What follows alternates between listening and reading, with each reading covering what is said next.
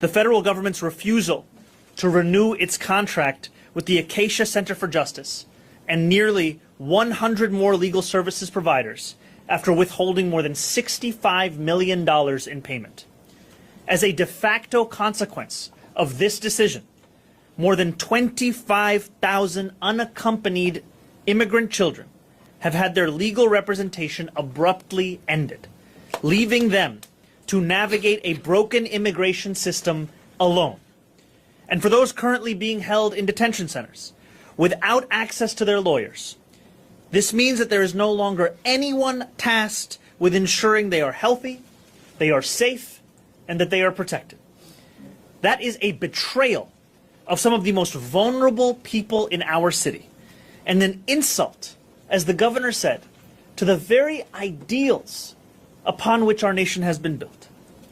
Today, as a result of this decision, children who have fled violence, trafficking, war, and abuse will walk into courtrooms alone.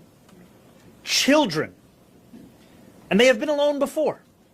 Many of them had no other option but to travel here by themselves across thousands of miles. When they made it here to our city, they thought that maybe the worst would be behind them, that things would be different.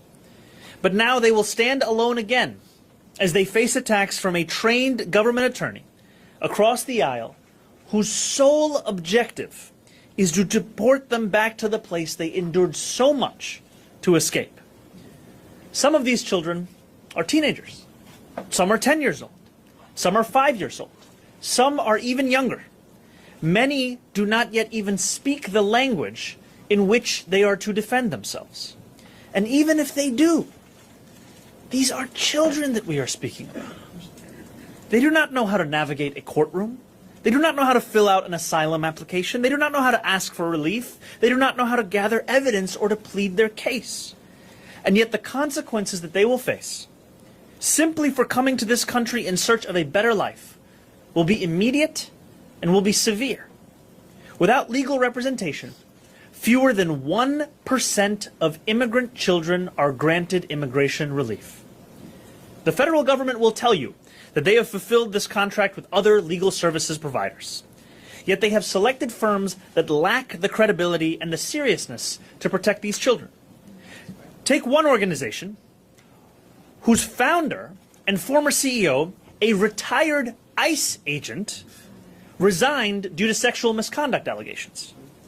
Make no mistake about it. The refusal to renew this contract with providers who specialize in this work is nothing less than a deportation order for children as young as 5 years old. I know that there are some on the right who may delight in that. And yet what could be less American than depriving those within our justice system the fundamental right to due process? What is more antithetical to our values than targeting defenseless children? This cruelty is no faraway concept.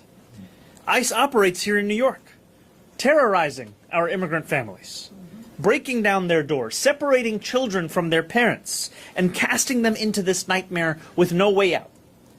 Many of these children will appear in courthouses right here in our city, and they will do so alone as a result of this federal policy.